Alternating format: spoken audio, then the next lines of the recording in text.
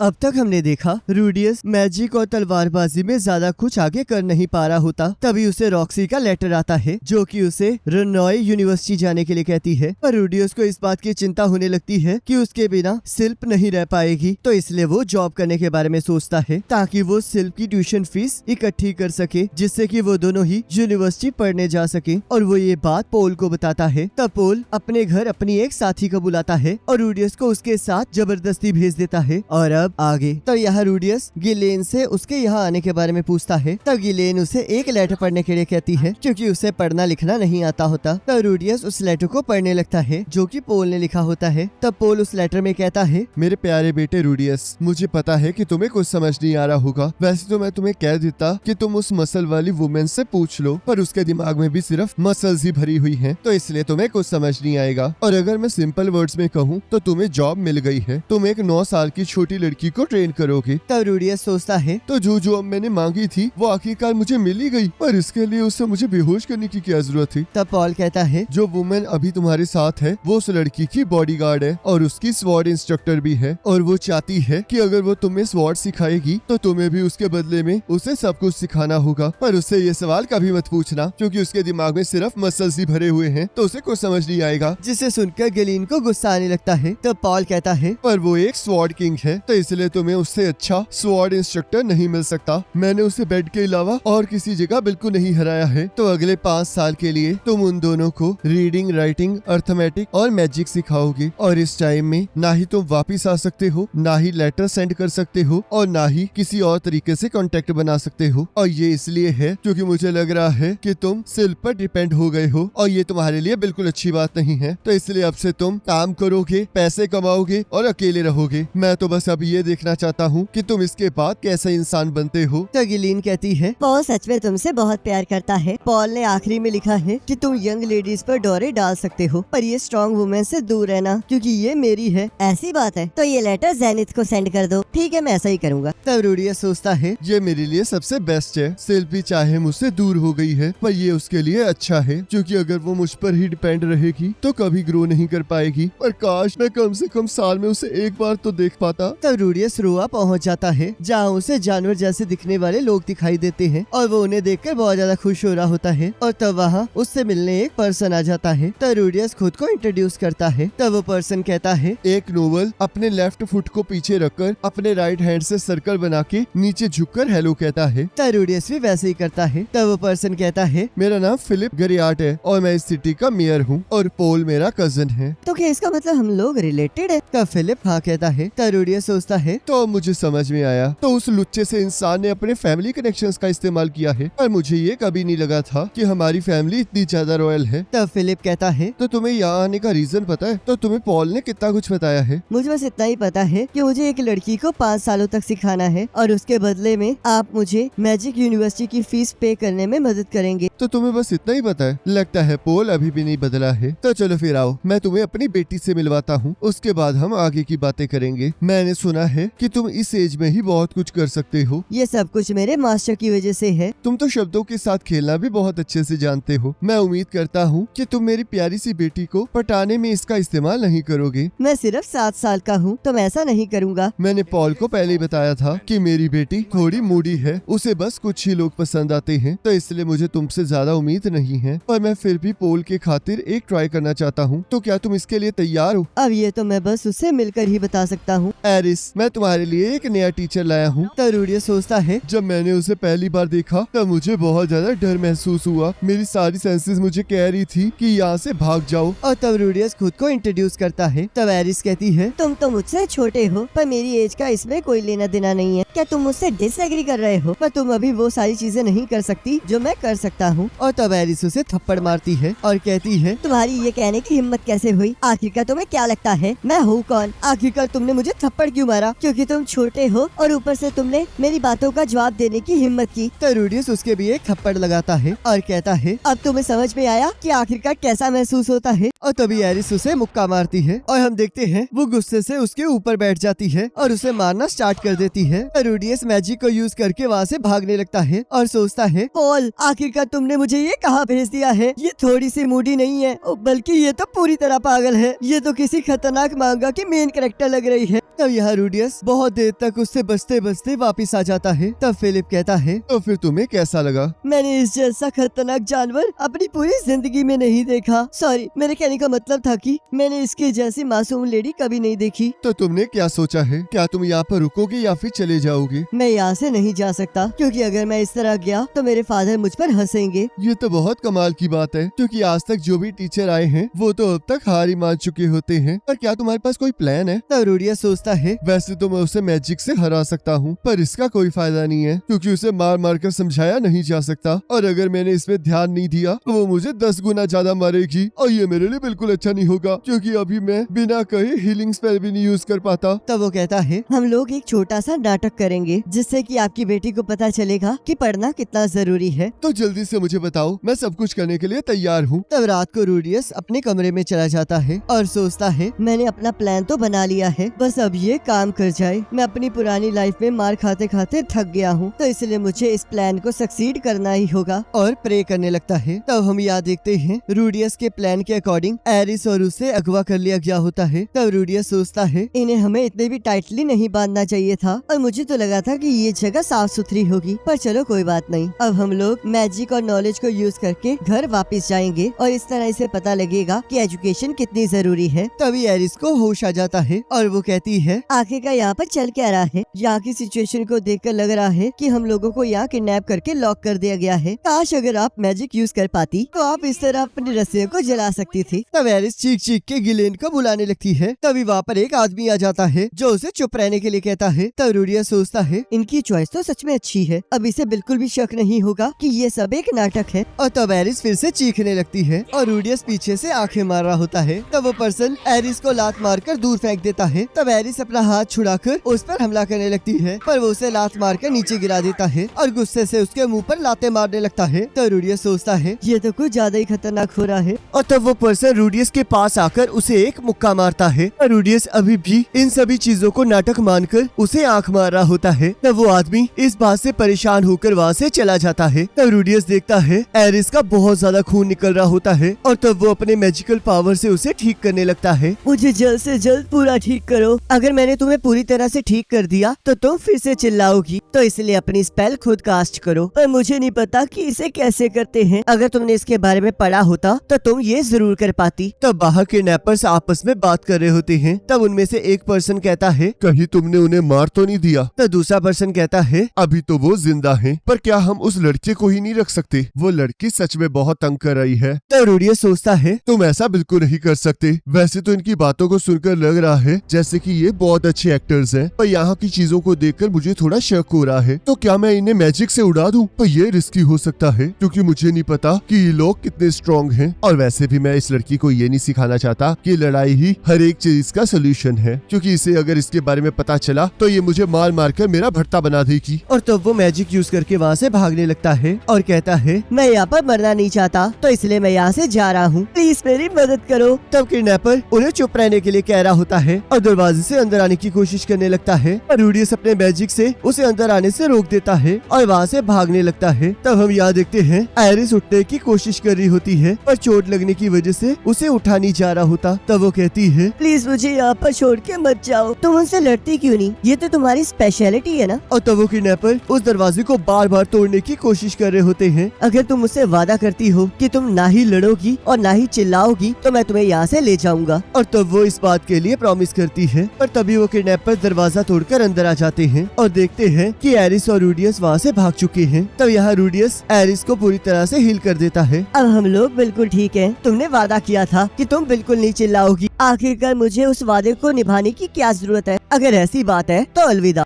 और वहाँ से जाने लगता है। और तब एरिस को किडनैपर्स की आवाज आने लगती है। तब वो रूडियस के पास आकर कहती है, मेरे कहने का मतलब वो नहीं था, तो इसलिए मैं चुप रहूंगी। तुम अभी तो ये कह रही हो, पर तुमने पहले ही अपने इस प्रॉमिस को तोड़ा है, तो अगर तुम मेरी बातें मानोगी तो तुम मेरे साथ आ सकती हो। तब रूडियस एक बोर्ड को पढ़ने लगता है जहाँ रुआ के डिस्टेंस के बारे में लिखा होता है, पर एरिस उसे पढ़ नहीं पा रही होती। अगर तुम्हें पढ़ना लिखना आता होता तो तुम इसे पढ़ पाती। तो अगर तुम्हें अच्छे से मैथ आता है तो तुम ये भी पता लगा सकती हो कि तुम्हें वहाँ तक पहुँचने के लिए कितने पैसे लगेंगे, तो तुम मेरे लिए ये सब कुछ करोगे। मैं ना ही तुम्हारा सर्वेंट हूँ और ना ही एम्प्लॉय, तुम मेरे ट्यूटर हो। ऐसा कुछ नहीं है, क्योंकि तुम्ही ने कहा था कि तुम मुझे पसंद नहीं करती, इसलिए मुझे हायर किया ही नहीं गया। और तब वो लोग एक कार्गो के साथ रोया वापस जाने लगते हैं, पर वो लोग अभी भी किडनैपर से डर रहे होते हैं। और तब कुछ टाइम बाद वो लोग रुआ पहुंच जाते हैं। हम लोग रुआ पहुंच गए हैं, तो इसका मतलब हम यहाँ सुरक्षित रहेंगे। तुमने सही कहा, अब इसे नींद आ रही है, पर अब ये अच्छी बात है कि अब ये आराम कर सकती है। वैसे तो प्लान में बहुत सारी गलतियाँ हुई, पर शुक्र है सब कुछ सही रहा और मुझे उम्मीद है कि अब से ये मेरी थोड़ी इज्जत किया करेगी। तभी हम देखते हैं एरिस के घर पर काम करने वाला एक नौकर वहाँ आ जाता है और रूडियस और एरिस उसकी तरफ भागने लगते हैं। पर तभी एक किडनैपर एरिस को लेकर वहाँ से भाग जाता है और रूडियस उसके पीछे भागने लगता है और अपने मैजिक से उसके आगे के रास्ते को ब्लॉक कर देता है। और तब हम देखते हैं वहाँ पर दो किडनैपर्स होते हैं और एक किडनैपर कहता है, आखिरकार तुम हमारे रास्ते में क्या कर रहे हो, यहाँ से चले जाओ। तब एरिस जोर जोर से चीखने लगती है। तब उसे याद आता है कि रूडियस ने उसे चुप रहने के लिए कहा था, जिस वजह से वो चुप हो जाती है। उस लड़की को नीचे छोड़ दो। तब एरिस के घर का नौकर कहता है, हम अभी ये नहीं कर सकते क्योंकि लेडी एरिस को अभी हमारे साथ कहीं जाना है। तब एक किडनैपर कहता है, लगता है तुम मैजिक में बहुत अच्छे हो, तो अगर तुम हमारा साथ दोगे तो हम तुम्हें भी एक हिस्सा देंगे। तो आखिरकार तुम इसके बदले में मुझे क्या दे सकते हो? तब नौकर कहता है, हम तुम्हें इसके बदले में 100 आसुरा गोल्ड कॉइन्स देंगे। तो क्या इसकी मदद से हम 2 जानों की मैजिक यूनिवर्सिटी की फीस दे सकते हैं? तब नौकर हंसते हुए कहता है, इससे तो तुम 10 लोगों की फीस भी दे सकते हो और उसके बाद भी तुम्हारे पास कुछ पैसे बच जाएंगे। ये तो सच में बहुत अच्छा ऑफर है। तब नौकर कहता है, इस लड़की ने मुझे बहुत परेशान किया है और अगर तुम इसके टीचर बनोगे तो ये तुम्हारे साथ भी वैसा ही करेगी। तब वो किडनैपर कहता है, इस एज में भी तुम्हें मनी की वैल्यू तो पता ही होगी, तो अगर तुम हमारा साथ देना चाहते हो तो अपने हाथ को धीरे से ऊपर करो। मुझे मनी की वैल्यू पता है, पर मुझे ये भी पता है कि कुछ चीजें होती है जो कि मनी से भी ज्यादा इम्पोर्टेंट होती है। और सोचता है, अगर मैं अपने पुरानी लाइफ के बारे में सोचूं तो मुझे कभी भी पैसों की चिंता करने की जरूरत नहीं पड़ी थी। मैंने अपने लाइफ के 20 साल सिर्फ एक जगह पर बैठ के ही बिताए हैं और वीडियो गेम्स खेली हैं। और वीडियो गेम से मैंने सीखा है कि एक यंग लेडी को धोखा देने का मतलब क्या होता है और उसे बचाकर मुझे क्या मिल सकता है। और तब वो अपने फायर बॉल को आसमान में फेंक देता है, जिससे आसमान में एक धमाका होता है और एरिस ये देखकर बहुत शौक हो जाती है। और यहाँ गिलेन धमाके को देख लेती है और यहाँ रूडियस उन किडनैपर्स पर हमला कर देता है और एरिस को बचा लेता है। तभी दूसरा किडनैपर उस पर तलवार से हमला कर देता है। तब रूडियस अपने मैजिक की मदद से उड़ने लगता है और उसके ऊपर बहुत सारे फायर बॉल्स फेंकने लगता है, पर वो किडनैपर उसकी फायर बॉल्स को काट देता है और उसकी तरफ अपनी तलवार फेंकता है। तब रूडियस सोचता है, पॉल ने मुझे बताया था नॉर्थ गोड स्टाइल में आप अपनी तलवार को दुश्मन की तरफ फेंक भी सकते हो, तो क्या इसका मतलब मैं मरने वाला हूँ? और तभी अब देखते हैं गिलेन वहाँ पहुँच जाती है और उन दोनों को बचाकर बाकी 2 किडनैपर्स को मार देती है और रूडियस उस खून को देखकर बहुत ज्यादा शॉक हो जाता है। तो गिलेन कहती है, क्या सब कुछ ठीक है? हाँ, यहाँ पर सब कुछ ठीक है और हमें बचाने के लिए शुक्रिया। तो गिलेन कहती है, मैंने उस धमाके को देख लिया था, जिस वजह से मैं यहाँ पर चेक करने आ गई और मुझे खुशी है कि मैं यहाँ पर आई। पर आखिरकार यहाँ हुआ क्या है? मैंने सुना था कि तुम लोग बाहर गए हो, पर आखिरकार ये क्या हो रहा है? पर हम देखते हैं रूडियस खून को देखने की वजह से कुछ कह नहीं पा रहा होता। तब गिलेन उन दोनों को लेकर घर वापस चली जाती है और यहाँ फिलिप को भी इस बारे में कुछ पता नहीं होता और वो रूडियस से इस बारे में पूछने लगता है। तब गिलेन उस नौकर को फिलिप के सामने पेश करती है। तब वो नौकर कहता है, आपको जैसा लग रहा है ऐसा कुछ भी नहीं हुआ है, ये बस एक गलतफहमी है। तब फिलिप उसे उसकी गलती की सजा देने के लिए कहता है। तब गिलेन उसे वहाँ से ले जाती है। तब फिलिप एरिस से उसका हाल पूछता है। तब एरिस रूडियस से कहती है, जो मैंने तुमसे वादा किया था वो सिर्फ यहाँ तक का था ना, तो इसका मतलब मैं अब बोल सकती हूँ। तब रूडियस हाँ कहता है और सोचता है, लगता है मैं फेल हो गया, पर ऐसा तो होना ही था क्योंकि मैं अपने ही प्लान में फंस गया और मुझे वहाँ से बचने के लिए गिलेन की जरूरत पड़ी। पर अगर वो वहाँ पर ना आती तो मैं पक्का अब तक मर चुका होता।